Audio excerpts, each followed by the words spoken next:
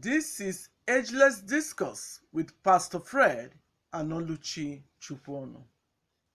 Hello everyone, you are welcome to Agelessdiscourse with Pastor Fred and Oluchi Chukwuonu. Hello, Ageless. It's my pleasure to welcome you to today's special edition. God bless It is indeed a special edition because we shall be discussing on intimacy in marriage. Couples intimacy or whatever you can call it. But I want to tell you something. You see, this is the vital, or will I say the engine house of every marriage. you. The core. It is the core, thank you. You see, we want to talk about what happens behind the closed door that powers every other thing in the marriage. Once it is neglected, it's a question of time that marriage will crash. So we're talking about intimacy, and this involves a whole lot. Your emotional, your sexual, your mental, your physical, everything coming into one. When the Bible says that the two shall become one flesh, that's what we're talking about. So that aspect, and we'll be focusing on love making. Yes. Yeah, love making. Yes, we will be focusing on that love making today. All right? It's important, it's very essential. And don't forget that we are talking within the confinement of marriage. Yeah, exactly. All right? So we are talking about something that is very, very crucial, and the spiritual too. All right? We're talking about love making is spiritual. And that's why we're talking about it all, to us today, because the Bible said that in the book of 1 Corinthians chapter 7, all right, from verse 5 down, it said that the wife should not deny their husband sex, love making, and that both should not deny each other, except when there is a need to focus, probably prayers with God, and such time it should be in agreement. Okay, so we don't want to believe that such time you take that as an excuse to move away from the point. Now we also discover that the relationship or couples that don't make love, all right, they don't really stay together spiritually, emotionally, all right, and physically, because this is what bonds them together. Now, the often we do this, the more bonding will become. All right. So, and that's why we're looking at it, that if we don't do that, the reasons why you see some in couples where they are very aggressive to one another, quarrels here and there, is because this aspect of bonding is lacking, and that is love making. And when we talk about love making, we're not just talking about sex. Sex is not really the love making, even though it's part of it. Sex is a quickie one that you can just do to satisfy your urge. 5 minutes, you are done. When we talk about love making, we're talking about from 30 minutes to 1 hour to 2 hours. So we'll say, what are you talking about? So all I have to do in a whole day is to sit down. No, I know you are a very important person. Your time is very highly prized, and they don't have that such time. What I'm saying is this. If you really want to make love to your spouse, bring out the time, set out time for it.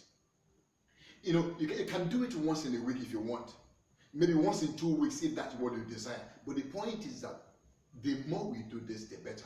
And set out that time for it. Because it's not a thing that you just jump into it and you conclude.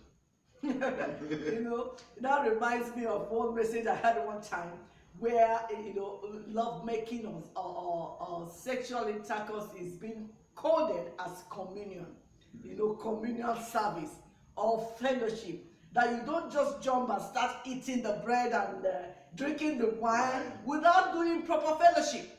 It takes time. Yes, you prepare, you do prayer, opening prayers, you do praise and worship, you do other things, you read the Bible before then we'll start the communion. So exactly, and all those things takes time. So you see, the real communion in marriage takes time. It's not something that you just quickly do and then it's over. It's not just intercourse. You see, when you talk about love making, it is something that starts before, then how you are able to do it within the time, within the act, and later on after. Do you understand? Yes. So it's a continual thing, and it takes a whole lot of time. That's why quality time should be given to it if you actually want to have if you actually want to make love to your partner. Yes, and bond together. Now we say that, taking for instance, that this is what you want to do, then it means that if you have in mind, haven't set out the time that you want to do that because of your schedules, and probably you are not that, let's say for instance, you are a type that have control over your time. All right, I will give also instance on that one. You have control over your time. You don't report to office or at work by 8 o'clock, all right, or by 7:30, or even by 5 o'clock. Now you have time that you can actually report to office around 10, 11. Now you can as well set out this time. You can plan with your wife over a particular time. It could be tomorrow. You have children that are going to school. Let your wife prepare. When you wake up in the morning, for instance, on that your bed, you start with what? With touching your wife or your husband. Trying to remember that today is going to be a special day. You can start with kisses, touching, and say that, and bring it to remembrance. And look, we're going to have a special time once the children go to school. Now, this will keep on ringing in her heart, or in his mind, that something will happen this morning. Now, when that happens, you keep on the eye contact as you walk about, as she prepares. You also come to help her or help him to get things done. All right, and they keep on having all those ticklings and touchings and brushes as you're moving on. You are sending a message. There's a chemistry going on between both of you. Now you are preparing yourself for the real love making. Now you can understand with me that it has already started around 6 a.m. in the morning. Now the retargeted time could be around 8:39 when the real show will start. But you have already started sensitizing the whole environment. Okay, and before then, everybody will be in the mood. So don't think that one will say that it's not that quickie one you do to satisfy that urge, whereby you call sex. That is not love making, and that's what so many spouses are doing. They just get in there, and one is ready, the other one is not ready, and they quickly do that and move on. Now, love making is far beyond that. Just my wife said that is what you start. Just like I mentioned now, and they continue. Even when the act of the actual sex has taken place, it continues because you're already connected. You're already connected, emotionally, and that connection takes a while.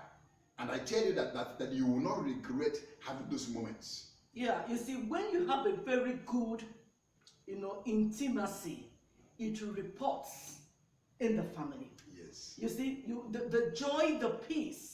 Because once there is something, once that aspect of your life, your intimacy is not correct, is not right, of course, it will also report outside.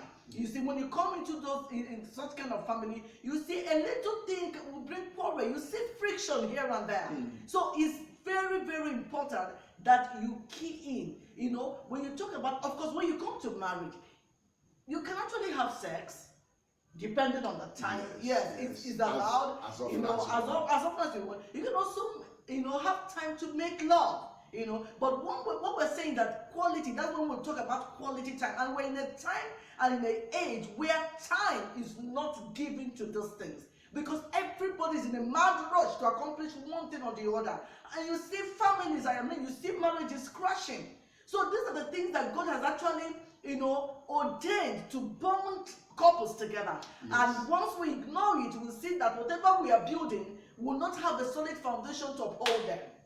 Yes, it's important, and I want to tell us today, if your marriage is experiencing frictions, and the spouse are getting more aggressive, and arguments are taking over the whole thing, then it's indicating that it's a time for you to make love. It's a time for commitment. Yes. Look, make real love to your wife and to your husband. Take that time out and do that. Don't be in a rush. Now, if you don't have time, create a time, but let not be too far.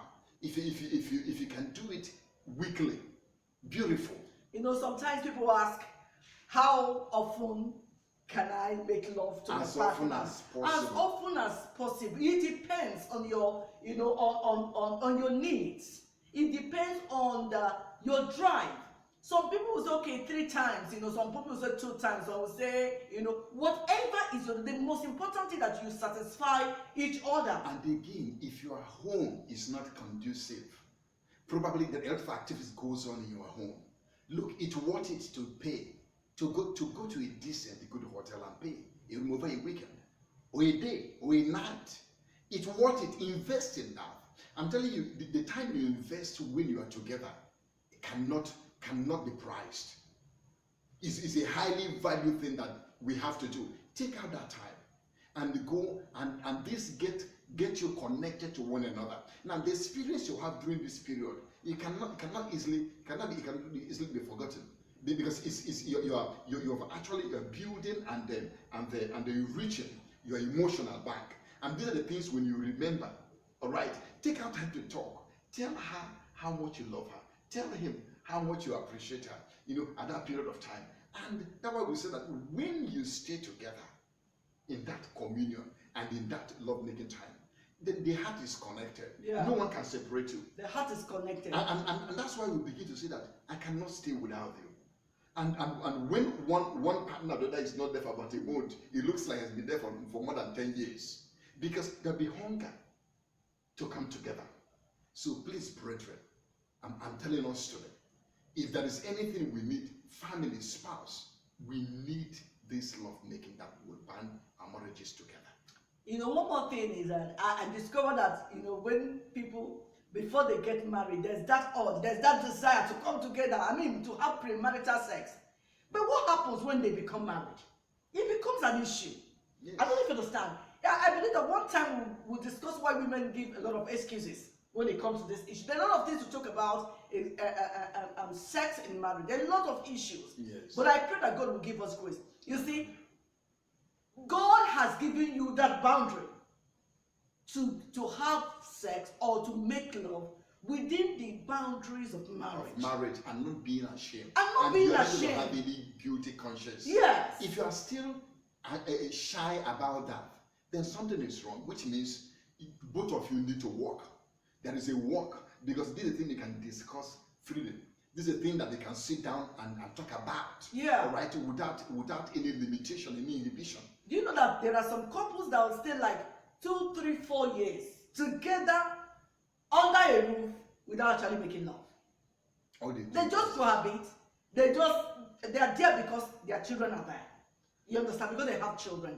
Honestly, it's something that we have to ask God to help us. Yes. Because once that aspect of our lives are mended, you see every other thing twinkling and dancing and looking beautiful. Of course, there are a lot of advantages of actually making love. It keeps you young, it makes you strong, and all that. It's a therapy. Yeah, it's a very powerful therapy. So don't just despise it. So as a couple, if you're not having quality time together in love making, I want to admonish you to go ahead and do that. There's nothing to be ashamed. He is your husband or she is your wife. Yes, nothing to be ashamed. God created us and they said both of them were naked and they were not ashamed. There's nothing to be ashamed about. So create this time and make love, quality one with your spouse. Spend time. Don't be in a hurry. If you don't have time, like we said before, create that time. And it can be done anywhere. You get it? It can be done anywhere.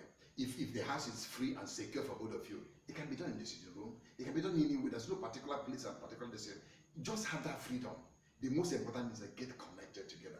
God bless you until we see you again next time. Remember to follow us on our Facebook page and our Instagram at Ageless Couples International. God bless you and have a frictionless marriage as you enjoy your marital bonding.